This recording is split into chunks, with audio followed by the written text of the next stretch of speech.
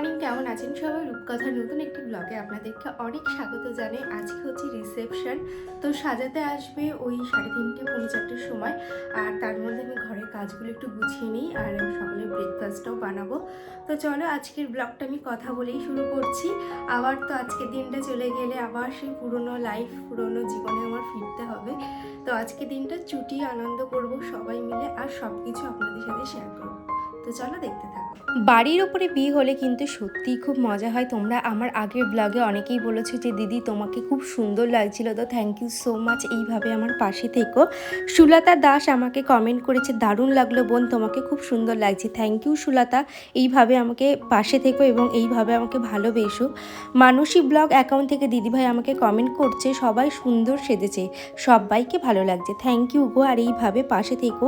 আর তোমরা অনেকেই বলেছে যে দিদি শাড়িটা কোথা থেকে নিয়েছো। শাড়িটা কিন্তু আমি বারাসাত থেকে নিয়েছিলাম, পাপাই শাড়ি হাউস থেকে।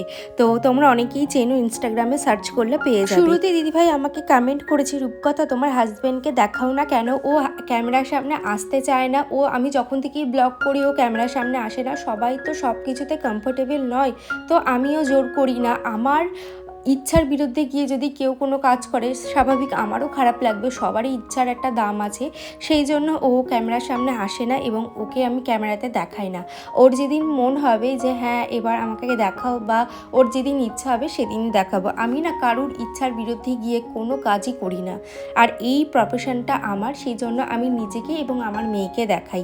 আর এদিকে আমাকে কমেন্ট করেছে মৌ লাইফস্টাইল থেকে, খুব সুন্দর হয়েছে ব্লগটা, আর তোমাকে খুব সুন্দর লাগছে। তো থ্যাংক ইউ মৌদি, এইভাবে আমার পাশে থেকে। নেল এক্সটেনশন করার পর থেকে একটা প্রবলেমই হচ্ছে, সেটা হচ্ছে যখনই আমি কিছু খাচ্ছি, মানে ভাত রুটি তরকারি, তখনই আমার হাতের নখগুলো হলুদ হয়ে যাচ্ছে। তা একটা রিমুভার আমার শেষ হয়ে গেছিলো, তো নাইকা থেকে এটা পারচেস করেছি। এটা হচ্ছে সুইস বিউটি। আর এখানে আমি কিছু সবজি এখন ছাড়িয়ে নিচ্ছি সকালে টিফিনের জন্য। আজকে যেহেতু রিসেপশন, তাই বাড়িতে আজকে কিছুই হবে না, সব কিন্তু বিয়ে বাড়ি ভাড়া করা হয়েছে, ওখানেই হচ্ছে। দুপুরের খাবারটা শুধু ওখান থেকে আসবে। তো ভাবলাম সকালে টিফিনের জন্য কিছু বানিয়ে আজকে সমস্ত সবজি দিয়ে একটু ম্যাগি বানাবো ভাবছি। মাম্মামেরও হয়ে যাবে আর আমাদের সবার হয়ে যাবে। এদিকে পৃথা আমাকে কমেন্ট করেছে, তোমাকে খুব সুন্দর লাগছে দিদি ভাই, আনন্দ করো, তোমার বিয়ের রাতের লুকটা দারুণ সুন্দর হয়েছে, তুমি খুব মিষ্টি দিদি ভাই। তো থ্যাংক ইউ, এইভাবে আমার পাশে থেকো। তোমরা আমার বিয়ের দিনে যে লুকটা সেটা খুবই পছন্দ করেছো। আর পার্সোনালি আমিও কিন্তু ফার্স্ট টাইম ওই রকম সাজলাম। বিশেষ করে মনিকা আমাকে শাড়িটা দারুণভাবে পরিয়ে দিয়েছিল। তোমরা যারা টাকি হাসনাবাদের মধ্যে থাকো, মনিকাকে বুক করতে পারো। আর এদিকে সমস্ত কাটাকুটি করে নিয়েছি। আর আজকে আমি ম্যাগিটা রান্না করব 11 মাল্টিকুক কেটেলে। তোমরা যদি এই কেটেলটা পারচেস করতে চাও অ্যামাজন থেকে ইজিলি পারচেস করতে পারো, লিঙ্ক আমার ডেসক্রিপশনে দেওয়া আছে। আমি এটা 1.5 বছর ধরে ইউজ করছি। এই 11 মাল্টিকুক কেটেলটা অনেক কাজের একটা জিনিস। তোমরা কিন্তু ট্রাভেল যারা যদি করো তোমরা নিয়ে যেতে পারো, যারা হোস্টেলে থাকো তারাও কিন্তু এই মাল্টিকুক কেটেলটা ব্যবহার করতে পারো। খুব তাড়াতাড়ি এর মধ্যে সমস্ত রকম রান্না কিন্তু তোমরা করতে পারবে। আর এদিকে দেখুন ম্যাগিটা আমি খুব সুন্দরভাবে সবজি দিয়ে করে নিয়েছি, সবজিটাও সিদ্ধ হয়ে গেছে। এবার বাটিতে নামিয়ে নেব, তারপর মাম্মামকে দেবো, আমিও খেয়ে নেব। তোমরা যদি পারচেস করতে চাও লিঙ্ক কিন্তু ডেসক্রিপশনে দেওয়া আছে। আগের দিন এই ফুলগুলো আনা হয়েছিল, কিছু বেঁচেছিল, সেই জন্য রেখে দিয়েছি।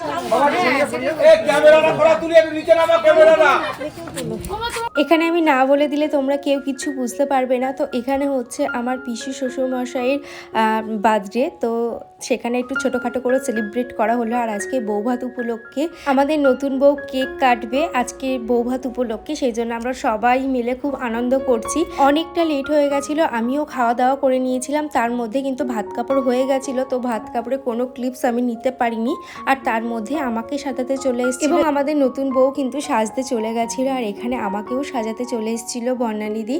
তো বর্ণানিধি কিন্তু দারুণ সাজায়। তোমরা যারা টাকি হাসনাবাদের মধ্যে থাকো অবশ্যই বুক করতে পারো। তো এই হচ্ছে ব্যাপার। আজকের লুকটা কেমন লাগছে অবশ্যই কমেন্টে জানিও। বিশেষ করে আজকে একটু অন্য রকম কিছু করতে চেয়েছি, তো সেই রকমই একদম মন মতন আমার সাজটা হয়েছে। আমার মুখে না খুব হেভি মেকআপ যায় না, একদম সিম্পলের মধ্যে আমার মেকআপটা রাখার চেষ্টা করেছি, শুধু আই মেকআপটা একটু অন্যরকম করার চেষ্টা করেছি। তো এই হচ্ছে ব্যাপার। এখন জুয়েলারি পরে নিচ্ছি, আমার কমপ্লিট। আর এখন এই যে চলে যাচ্ছে। তো তোমরা জানিও কেমন হলো, আর আমাকে সাজিয়ে তোমার কেমন লাগলো? খুব ভালো লেগেছে। এমন ক্লায়েন্ট পেলে বারবার সাজাবো, আবার বুক করে কোনো সময়। অবশ্যই, ঠিক আছে, সাবধানে যেও। হ্যাঁ ফার্স্টেই তোমাদেরকে দেখিয়ে দিই আমাদের নতুন বইয়ের সাজটা কেমন হয়েছে, অবশ্যই কমেন্টে জানিও। মিষ্টি একটা মেয়ে, আর আজকের দিনে তো আরও সুন্দর লাগছে ওকে দেখতে। আমি আসার আগে দেখি আমার মা দিদা সবাই চলে এসেছে, আমরাই লেট করেছি আসতে। আর এখানে কিন্তু আমরা সবার সাথে ফটো তুলেছি, আর যেহেতু আমি ব্লগ বানাচ্ছিলাম সবার সাথে একটু একটু করে ক্লিপস নিয়েছি। আমি অরিজিনাল সাউন্ডটা রাখতে পারিনি কারণ গান চলছিল। বক্তব্য আছে না, শুধু আমরা চিনতে পারছি না একটু বৌদিকে, আর কিছু না। আপনি কি টলিউড থেকে নেমে এসছেন? হলিউড থেকে এসছেন? আচ্ছা, টলিউডটা একটু কম হয়ে গেল।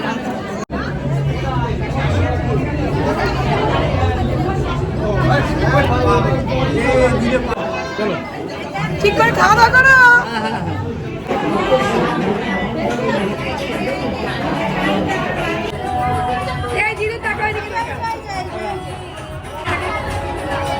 চুলটা একটু নাড়াও। ভিডিও হচ্ছে ভিডিও হচ্ছে ভিডিও হচ্ছে ভিডিও হচ্ছে। আজকের পুরো লুকটা কেমন লাগছে অবশ্যই জানিও। আমার কাকি শাশুড়িদেরকে কেমন লাগছে আর এই শাড়িটা পরে আমাকে কেমন লাগছে জানিও। আর এখানে দেখো আমরা কিন্তু সবাই মিলে ফটো তুলছিলাম, আর এখানে কিন্তু সবাই আমার কাকি শাশুড়ি।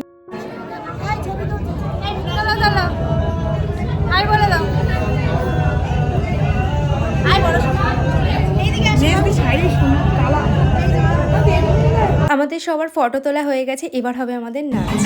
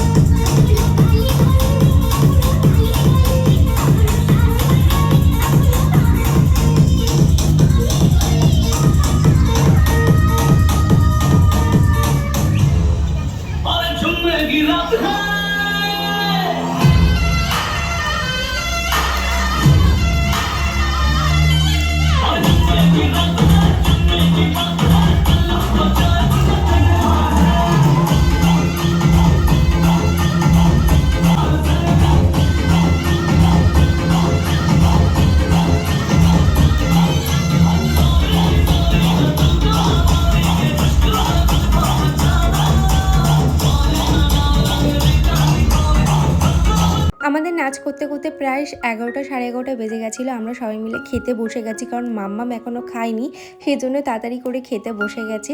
আর এখানে খাওয়ার মেনুটা তোমাদের সাথে শেয়ার করছি, তোমরা একটু পজ করে দেখে নিও।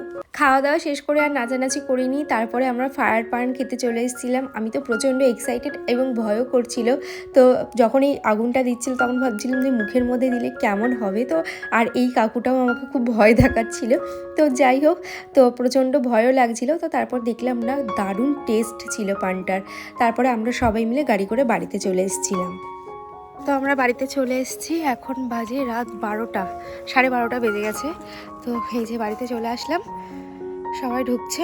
তো বাড়ি পুরো ফাঁকা, আজ কালকে থেকে পুরো ফাঁকা বাড়ি। তো চলো ব্লগটা এখানেই শেষ করছি, দেখা হচ্ছে নেক্সট ব্লগে। আর কেমন লাগছে আমাকে অবশ্যই কমেন্টে জানিও।